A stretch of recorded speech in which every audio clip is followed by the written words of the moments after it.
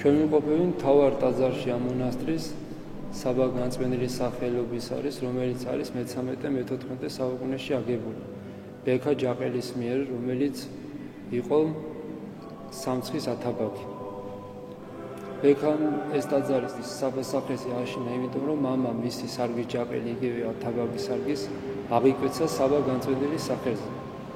და მამის საპატივცემულოდ დააგო ეს დიდი ტაძარი. თვითონ საფარის მონასტერი მე-9 საუკუნეში უკვე არის ისტორიაში დაფიქსირებული. იყო ასე არსენ საფარელი, რომელიც ამ მონასტერში მოღვაწეობდა. აქ არის ყველაზე ძველი ტაძარი, შედარებით ამ მეორე ზომის არის, მე-9 საუკუნის არის ღვთისმშობლის მიძინების სახელზე. სულ არის ამ მონასტერში 10 ეკლესია.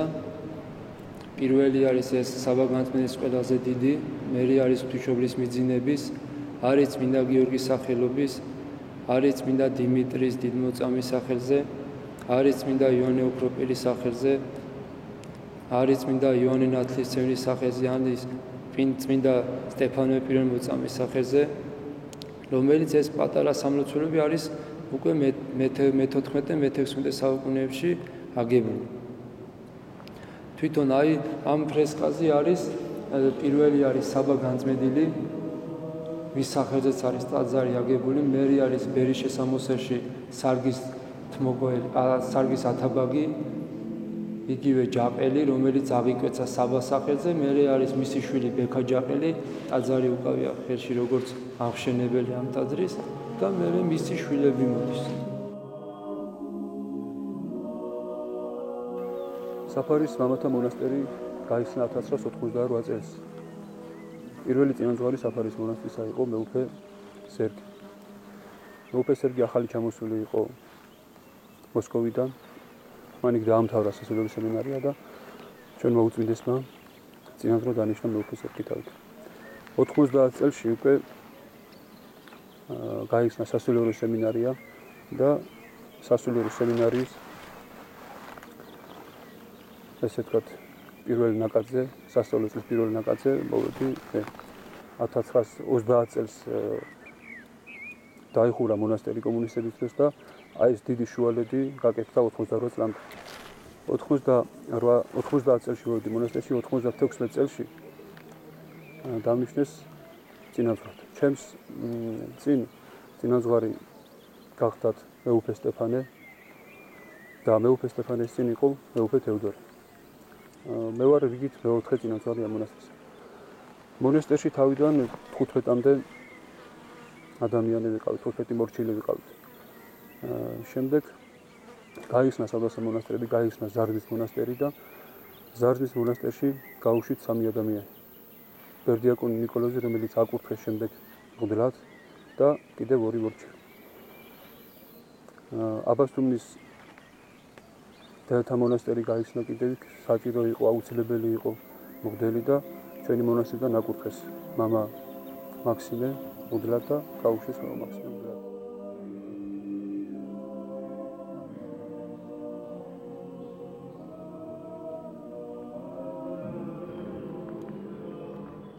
მაჟამ საშინა მოვიდა იესო, მიერ კერძო სოფელსამას, გერგესეველთასა, შემთხვინეს მას ორიეშ.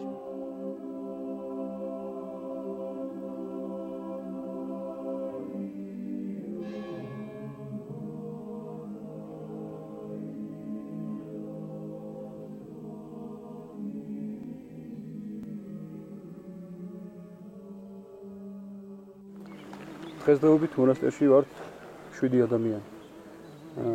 ერთი ბერდიაკონია, ერთი ბერმონოზონი მამა დავითი, ბერდიაკონი მამა სერგი, ერთი ბერი ყავს მამა გერასიმე, უხუცესი ბერია, 2 კაბოსანი მორჩილია, ლევანი და გიორგი და ერთიც უკაბო მორჩილი, რომელიც აპირებს შემდეგ მონასტერში დარჩენას.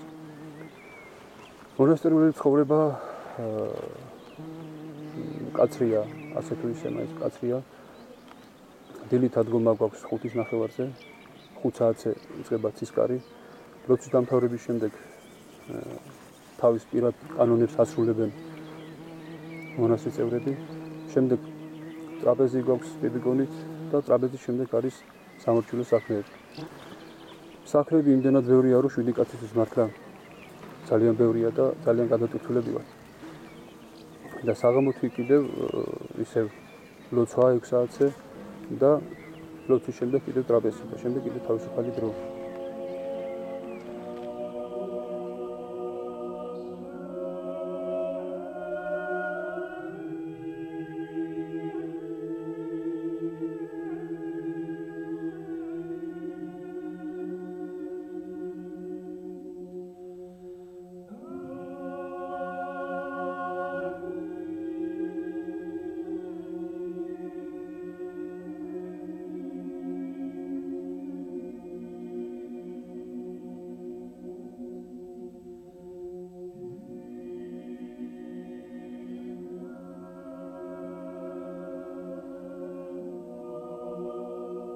ერთ-ერთი მოაზროვნე და ფილოსოფოსი ემანუელ კანტი ამბობს: ორი რამ ავსებს ჩემს სულ საკვირველებით. ვარსკვლავებით მოჭედილიცა ჩემს ზემო და მორალური კანონი ჩემში. ესე იგი სინდისის ხმა. მართლა საკვირველია სამყარო. საკვირველია ყოველი ქმნილება ღვთისა. ეს ხო ყველაფერი ადამიანისათვის დაიბადა, ადამიანისათვის შექმნა ღმერთმა. მიზეზი იმისა, როდესაც ადამიანი არ ცხოვრობს ეკლესიურად. როდესაც ადამიანი არ უახლოვდება ღმერთს, ამის მიზეზი არის ცოდვა, ცოდვიანი ცხოვრება. სწორედ ესაა მიზეზი, ცოდვა მთელი სამყაროს, მთელი კაცობრიობის ცოდებია მიზეზი ამდენი უბედურებებისა, ეს მიწისძვრები იქნება, ეს შიმშილობები, ავადმყოფობა, ომები და ასე შემდეგ. თითოეულმა ადამიანმა უნდა მოძებნოს თავისი ნაკლოვანილობა. უნდა მოусვინოს თავის სინდისის ხმას, ღვთის ხმას და ჩვენი ცხოვრება ეს არის ბრძოლა. ადამიანი უნდა ებრძოდეს თავის თავს, თავის უნებებს, ამ ცოდვებს, უნდა ყოველთვის წინ მიისწრაფოდეს, უნდა ღვთის გზაზე დადიოდეს და ეს ღვთის გზაზე სიარული არ შემოიფარგლება მხოლოდ ეკლესიაში სანთლის ანთებით. პირჯის გადაწერით და ასე შემდეგ. აუცილებელია მარხვა, აუცილებელია ლოცვა, აუცილებელია სინანული, აღსარება და ზიარება. ეს ყველაფერი აუცილებელია ადამიანის სული ცხოვრებისათვის. და მიზეზი კიდევ ამ კაცობრიობის გადაგვარებისა, ეს არის უსიყვარულობა. მოციქული ამბობს, რომ ბოლო დროს გამრავლებითა უჯულებისათა განხმეს სიყვარული მრავალთან. აი დღეს სწორედ აი სიყვარულის ნაკლოვანებაა. დღეს სწორედ აი სიყვარულის დეფიციტია. არა და სიყვარულია სწორედ მამოძრავებელი ამ სამყაროსი, სიყვარულია მიზეზი ამ სამყაროს შექმნისა. და თუ ნეტარი ავგუსტინეს დავესესხებით, სიყვარულია სვლა სრულყოფილებისაკენ და სიმშვიდისაკენ. ეს არ არის რაღაც ხილული ძალა, ეს არის ის ღვთაებრივი ძალა, რომელიც ჩადო ღმერთმა ადამიანში. მე გახლავართ ბერმონაზონი დავითი პრორექტორი ამ სემინარიისა. 1990 წელს გაიხსნა პირველად. მეუფესერგის დროს, მეუფესერგი მაშინ აქ მოღვაწეობდა ამ ეპარქიაში და იქიდან მოყოლებული დღემდე ფუნქციონირებს. იყო პერიოდი, გარკვეული პერიოდი, როდესაც პრობლემები იყო ეკონომიური, მატერიალური და დროებით დაიხურა ეს სემინარია. თავიდან სახე ჰქონდა ამ სემინარიას, სასწავლებლის სასულიერო სასწავლებელი იყო 2 წლიანი და შემდეგ უკვე გადაკეთა სასულიერო სემინარია 20 წლიანი სასწავლებელი, 20 წლიანია სასულიერო სემინარია. ამჟამად 20 ბავშვი ისწავლობს აქ. სწავლაც და ცხოვრებაც აქვე მიმდინარეობს. პანსიონის ტიპის არის და აქვე ადგილზე ცხოვრობენ. თავისი ტიპიკონი აქვს, სწავლებასთან ერთად აქვს თავისი ლოცვები. ერთადერთი სასულიერო სემინარია, რომელიც მონასტერთან არსებობს, მონასტერში არსებობს და ძირითადად კონტინგენტი არის იმ ადამიანებისა, ვისაც იზიდავს ბერმონაზონური ცხოვრება და ძირითადად ვინც ამთავრებს, მაინც ვერ მონაზნობის გზას ირჩევს, მონაზნურ ცხოვრებას ირჩევს, თუ არა არის ისეთები, ვინც ბრუნდებიან ნერში, მაგრამ ღვთისმსახურებას მაინც აღრძელებენ, ქმნიან ოჯახებს და შემდეგ მღვდლები ხდებიან. ტაძარი იყოფა სამ ნაწილად: სტოა, სადაც კათაკმევრები, ანუ მოუნათლეები დგებიან, შემოსასვლელი, ანუ შუა ტაძარი, სადაც მლოცველები დგებიან და საკურთხეველი, სადაც მღვდელმსახურები დგებიან და მიდის უსისხლოს ხებშეწირვა. საკურთხეველი არის გაყოფილი შუა ტაძრიდან. კანკელზე არის ხატები განლაგებული. მარჯვნივ არის უფლის ხატი, ყოველთვის მარცხნივ ღვთისმშობლის. უფლის მერე მარჯვნივ არის ვის სახელობისაც არის ტაძარი. ანუ საბაგანწმენdelis ხატი არის, იქით არის ახლა წმინდა ნიკოლოზის ხატი. სასულიერო პირების საერთოდ არის შავი სამღვდელოება, ანუ ბერები და თეთრი სამღვდელოება, ცოლიანი მღვდლები. ჩვენ საერთოდ მონასტერში ჩვენ შავი სამღვდელოებად ვიწოდებით და რა არის მონასტრის იერარქია როგორ მიდის. მონასტერში მაცხოვრებელი შავი სამღვდელოების იერარქია. პირველად არის, როდესაც ადამიანი ირჩევს ამ გზას, არის მორჩილი, უკაბო მორჩილი, შემდეგ ხდება კაბოსანი მორჩილი, ამის შემდეგ გადის დრო, ეს მოძღვართან თავისთავად მოძღვარი როგორც გადაწყვიტავს და როგორც ღვთისნება იქნება, ხდება ბერადახვეცა, ბერადახვეცის შემდეგ ხდება ხელდასხმა მღვდელმთავრის მიერ ბერდიაკვნად, შემდეგ ხდება მღვდელმონაზვნად, მღვდელმონაზნობის შემდეგ არის იღუმენი, ანუ მონასტრის წინამძღვარი, იღუმენობის შემდეგ მოდის არქიმანდრიტი და არქიმანდრიტის შემდეგ არის ბოლო საფეხური ეპისკოპოსობა, ანუ მღვდელმთავრობა. ეს არის ძირითადად შავი სამღვდელოების საფეხურები. თვითონ ბერობას რაც შეეხება, ჩვენ ვინც ეს გზა ვიჩიეთ, ჩვენ მთლიანად უფალს ჩვენ თავს ვწირავთ, ჩვენ ნებას ვწირავთ, ჩვენ ხორცს ვწირავთ, სულს ვწირავთ უფალს. უფალმა ყველა ადამიანს მიცა საკუთარი ნება, მაგრამ ჩვენ აი ბერობა ზუსტად ეს არის, რომ ჩვენ ამ საკუთარ ნებას, რაც უფალმა ყველა ადამიანს მიცა, ეს გვინდა ისე უფალს რო შევწიროთ. ეს არის ჩვენი ბერობის ძირითადი საყნელი, რო ვთქვათ.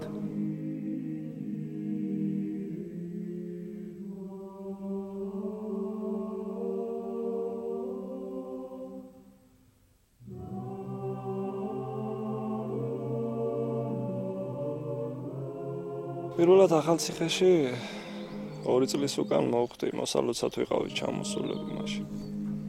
და საერთოდ არ ვიცოდი საფარის მონასტრის არსებობა და ერთი კვირა ვიყავით თითქმის ახალციხეში და ბოლო დღეებში გავიგე, რომ აქ სადღაც მამათა მონასტერი იყო საფარა. გამიჩნდა სურვილი, რომ დარჩენილიყავი და დავრჩი კიდევაც. მამა არსენმა მაკურთხა შემდეგ რამოდენიმე დღე, რომ დარჩენილიყავი, გავჩერებულიყავი მონასტერში და აქ იმ ხელა სითბო და სიყვარული დავინახე ძმობის, თვითონ მამა არსენის. არ ვიცი, ენით ვერ აღწერე ხა, ამას ძალიან მიჭისო. ენით აღწერო და გამოვხატო ის გზნობა და ის სითბო და ის სიყვარული, რასაც მაშინ გზნობდი, რაც მაშინ ვიგრძენი და რასაც დღესდღეობით, რა თქმა უნდა, ვგზნობ კიდე. და ჩავედი შემდეგ სახლში. დედა ჩემს თხოვე, რომ მეთქი დედი აბა, დამლოცე უნდა წავიდე თქვა და გაუჭირდა, მაგრამ დამლოცა და წამოვედი მე მონასტერში. აქ ჩემ ძმებთან ერთად ავარ, ხა დიდი სიყვარული და დიდი სითბო გვაქვს ყველას. და რა ვიცი, ისეთი გზნობა და ისეთი სითბოა, რომ ენით ადამიანს რო უთხრა ეხლა, ხო? თუ არ ნახა საფარა თვითონ არის ძნელი სათქმელია რა, უნდა ნახოს. და უნდა ნახოს ეს მონასტრული ცხოვრება.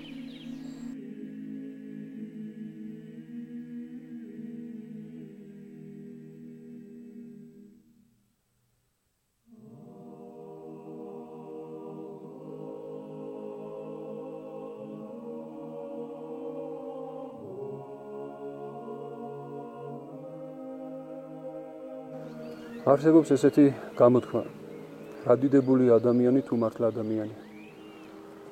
მართლაც ადამიანი დიდებულია, როდესაც ის ღვთისათნო ცხოვრობს, როდესაც ის ეკლესიურად ცხოვრობს. ძალიან ხშირად ჩვენ გვეშლება ადამიანებს გვეშლება აი ეს გამოთქვა, რომ აი მორწმუნე ვარ და ვერასხოვებენ ადამიანები აი მორწმუნეობას და რელიგიურ გრძნობას, რომელიც ჩადო ღმერთმა თავიდანვე ადამიანში.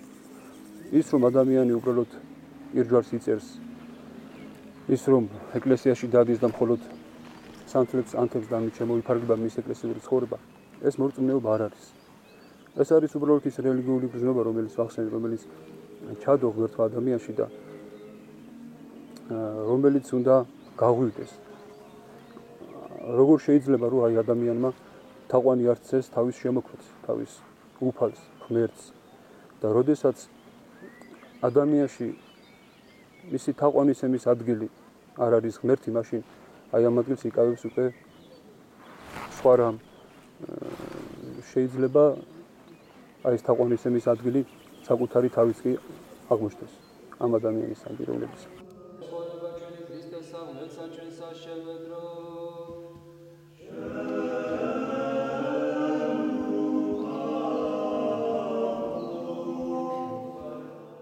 არსებობდა ერთი მონასტერი შუა საუკუნეებში, სადაც მოღვაწეობდა 20-მდე ბერი. ისინი ყველაფერს ერთად აკეთებდნენ, ერთად ლოცულობდნენ, ერთად შრომობდნენ. და ერთხელაც გავიდნენ ტაძარში ლოცვაზე და ნახეს რომ ერთ-ერთი ბერი აბა გიორგი, ესე იყო მისი სახელი, არ იყო ძმობაში, ძმებთან ერთად და ერთ-ერთმა ძმამ თქვა რომ როდესაც მის ენებთან გამოვიარე ტირილის ხმა მომესმაო. დაბრუნდნენ სენაკში მივიდნენ მამა გიორგისთან ბერები და ნახეს რომ მამა გიორგი ზის და ტირის სულ მოუთმელად და ეკითხებიან მიზეს ბერები რომ თუ რა ატირებდა და ძილს მოითქვა სული აბა გიორგიმ და თქვა რომ ესეთი ხილავი ხილეო ღამით უფლის ტახტთან ვიყავიო და ხედავდი რომ უფალს ევედრებოდნენ ურიცხვი ანგელოსთა დასები და უფალი არ ისმენდა მათ ლოცვას. შემდეგ მოვიდნენ წინასწარმეტყველები, ღირსი მამებიო, მოწამეებიო და არც მათი ისმინაო. შემდეგ მოციქულები მოვიდნენო და მოციქულები ევედრებოდნენო და არც მათი ისმინა უფალმა. და ბოლოს ყოვლადწმინდა ღვთისმშობელი მივიდა. დაიჩოქა და ცრემლით შეევედრაო. და არც ყოვლადწმინდა ღვთისმშობლის ისმინა უფალმაო და შიშოფო და ფრთხილოფო შიშოფო რომ დიდი უბედურება არის ჩვენს თავზე დასატეხიო და ალბათ ღმერთი დაუჟისო. და ახთა ზუსტად აბა გიორგის სიტყვები გამართლა ის ხილვა და მეორე დღით დიდი მიწისძვრა მოხდა და დაინგრა უამრავი ქალაქები და უამრავი ადამიანის სიცოცხლე შეიწირა. უბედურება სწორედ ისა როდესაც ისე გამრავლდება ჩვენი უჟულება და ცოდები, როდესაც ყოვლადწმინდა ღვთისმშობლის ლოცვაც აღარ გვიშველის. ესაა უბედურება. უნდა მოვიქცეთ, უნდა ვესწრაფოთ რომ მივიახლოთ ღმერთს, უნდა ვიცხოვროთ ეკლესიურად. დღეს ჩვენ ვამბობთ რომ მოიქცა ხალხი და ბევრი ადამიანი დადის ტაძარში. ჩვენი ეკლესია ახალგაზრდულია და გაივსო ტაძრები მრევლით, მაგრამ მე ვფიქრობ რომ ეს ძალიან ცოტაა. ცოტა, იმიტომ რომ ეს მხოლოდ ნატამალია, ესე ვთქვათ. მრევლი ფაქტიურად 1/4-ს თუ მოითვლის საქართველოს მოსახლეობისას. 1/4-ს არ მოითვლის. მე მინდა ერთი პატარა სასწაული მოგითხრათ, რომელიც მოხდა ღვთისმშობლის მიძინებას ჩვენთან. ტრადიციულად მთელ საქართველოში დიდი ზეიმით აღინიშნება, დიდი სიხარულით აღინიშნება ღვთისმშობლის დღესასწაულები და განსაკუთრებით მიძინების დღესასწაული და საფარაშიც განსაკუთრებით აღინიშნება მიძინება, რომელიც 28 აგვისტოს აღინიშნება. წირვის დროს შემოვიდა ერთი ადამიანი ხელჯოხით რომელსაც მოხვა გვერდში კიდევ ერთი ადამიანი, რომელსაც ხელკავი ჰქონდა გამოდებული ამ მოხუცისათვის და მოიყვანა ტაძარში და დაიჩოქა ამ მოხუცმა ადამიანმა ღვთისმშობლის მიძინების დიდი ხატის წინ და დიდი მოწიწებით, დიდი სარწმუნებით ემთხვია. და მოხდა სასწაული. ამ ადამიანმა დატოვა ყავარჯინები მონასტერში და თავისი ფეხით ყოველგვარი დახმარების გარეშე გააგრძელა გზა. აი ეს იყო რაღაც მინიშნება კიდევ იმისა, რომ ყოვლადწმინდა ღვთისმშობელი ფარავს ჩვენს ერს და ყოვლადწმინდა ღვთისმშობელი ფარავს სრულიად საქართველოს, სრულიად სამყაროს, მთელ მსოფლიოს. დედა ღვთისმშობლის ლოცვა და მეუხება შეეწიოს სრულიად საქართველოს და შეეწიოს მთელ მართლმადიდებლურ სამყაროს. ამინ.